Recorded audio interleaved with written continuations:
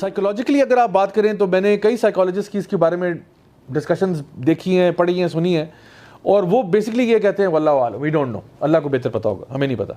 तो क्या लगा रहे हैं कि ये होगा वो होगा, लेकिन कहते हैं हमें समझ नहीं आती ये होता क्या है। व्हाट इज़ दिस स्टेट कि जहाँ पे एक बंदा बिस्तर में लेटा हुआ है और पैरालाइज हो गया, आर्जी तौर पर टेम्पररी पैरालिसिस में चला गया। We don't know any medical cause for this, why is it happening. उसकी MRI करा लें, CT स्कैन करा लें, everything is clear, what's going on.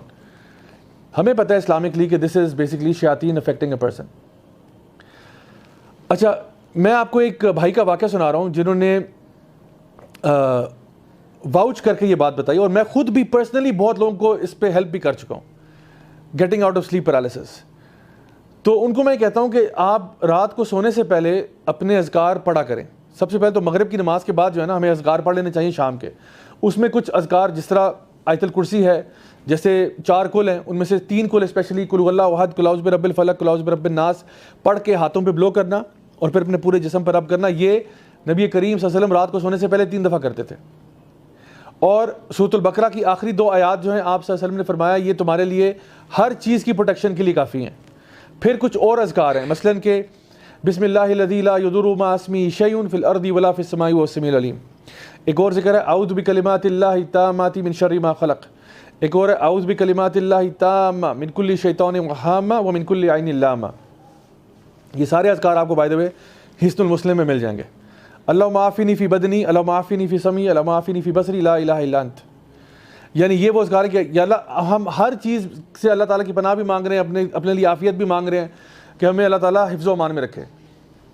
तो इसमें नज़र बद के लिए भी है और हर तरह के शर के लिए भी है।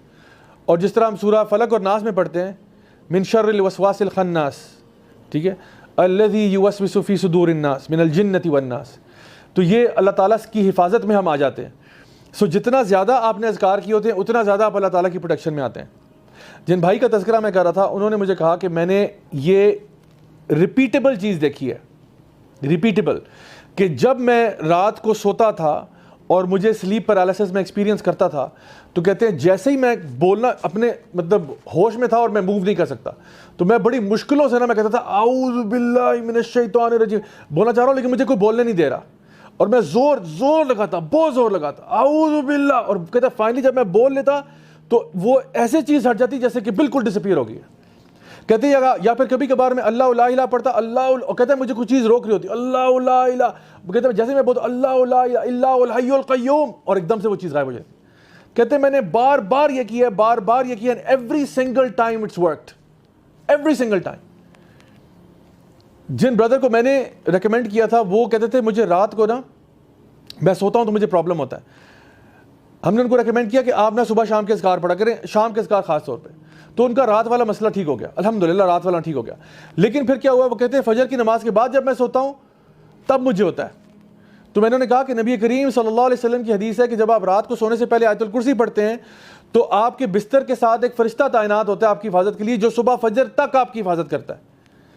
फजर के बाद वो चला जाता है, तो फजर की नमाज के बाद आप नमाज पढ़ के फ़ौरन से बिस्तर में घुस गए, now you don't have any protection.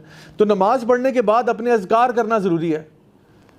तो अल्हम्दुलिल्लाह जब उनको रेकमेंड किया तो ये करने से फ़ायदा हुआ, यानी कि रात को जिक्र कर लिया, सुबह फजर की नमाज के बाद ये नहीं किया कि नमाज पढ़ के फ़ौरन मुंह सिर लपेट के सो गए, ऐसे नहीं, अज़कार किए अपने सुबह शाम। और जो मैंने हिफाजत की दुआएं बताई हैं ख़ास तौर पर ये, या फिर कुल हुवल्लाहु अहद, कुल औज़ु बिरब्बिल फलक, कुल औज़ु बिरब्बिन नास पढ़ा, हाथों पर ब्लो किया ऐसे करके, और पूरे जिस्म पर हाथ रब किए जहाँ तक हाथ पहुँचते हैं।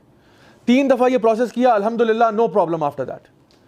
सो मैं आपको बता रहा हूँ कि ये जो अज़कार बताए गए हैं ये आपकी हिफाजत के लिए। एक तो वैसे ही अल्लाह का जिक्र अकबर है, वला ज़िक्रुल्लाहि अकबर, वो तो वैसे ही है, it is the best of deeds, it is the deed that will raise your ranks the most, it is better than spending gold and silver in the path of Allah, it is better than jihad फी सबीलिल्लाह। वो तो वैसे ही जिक्र के फ़ायदे हैं इतने सारे, लेकिन सबसे बड़ा एक फ़ायदा ये भी है कि आप अल्लाह ताला के हिफ्ज़ व अमान में आ जाते हैं, आप हर किस्म के शर से बच जाते हैं। गाड़ी में कुरान रखने से कुछ नहीं होता, कुरान पढ़ने के लिए नाजिल किया गया है, डेकोरेशन पीस के तौर पे नहीं है। लोग क्या करते हैं, तावीज़ पहन लो, कुरान गाड़ी में रख लो, फलां जगह पे कुरान रख लो, उससे क्या होगा। अल्लाह ने ये जो जिक्र अज़कार बताएं ये पढ़ने के लिए हैं, यानी अल्लाह ताला कह रहे हैं जिक्र किया करो, जिक्र टांगा करो। कुरान मजीद में कोई आयत नहीं है ऐसी, नबी करीम की कोई ऐसी हदीस नहीं है कि जिक्र को टांग लिया करो।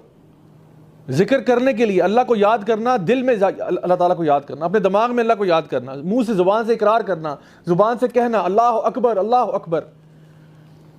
तो ये सारी चीज़ें, और इन अज़कार के फिर खुद बहुत सारे फ़ायदे हैं। यानी ऐसे अज़कार हैं जो ज़मीन व आसमान को नेकियों से भर देते हैं। ऐसे अज़कार हैं जो हर दफ़ा जिक्र करने से जन्नत में हमारे नाम का दरख्त लग जाता है। ला हौला वला कुव्वता इल्ला बिल्लाह पढ़ना, सुबहान अल्लाहि व बिहम्दिही, सुबहान अल्लाहिल अज़ीम पढ़ना, अल्हम्दुलिल्लाह कहना, सुबहान अल्लाह कहना, ये सारे अज़कार हैं। तो जब इंसान वैसे ही फारिग बैठा हो कभी, तो बजाय कि फ़ौरन से हाथ हमारा फ़ोन की तरफ जाए और हमें भी खामखा स्क्रॉलिंग शुरू कर दें, अल्लाह को याद कर लो थोड़ी देर के लिए। मैं ये नहीं कह रहा कि बैठ के अब आप सारा दिन यही करें, लेकिन चलो 5-10 मिनट तो निकल ही आते हैं ना। डे टू डे लाइफ के अंदर आप कहीं वेटिंग रूम में बैठे हुए हैं, डॉक्टर को जो है ना दिखाने के लिए गए थे, वेटिंग लाउंज में बैठे हुए जिक्र कर रहे हो अल्लाह का। किसी को मिलने के लिए गए, कह रहे हैं जी वेट करें, अभी बॉस अंदर हैं, 5 मिनट में आते हैं, अल्लाह का जिक्र कर लो, शायद उसी मीटिंग में बरकत डाल दे अल्लाह ताला। सो कीप इन माइंड कि ये जो अल्लाह ताला का जिक्र है ना, ये बहुत बड़ी चीज़ है।